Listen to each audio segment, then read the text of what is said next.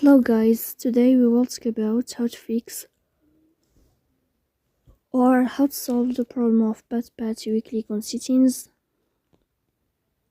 then we click on apps, default apps, app settings. In this list you will search about the application of PatPat and we click here. Then we click on first stop and we click OK. After that you will enter to the window of storage. Here we click on clear cache. Then we go to Play Store.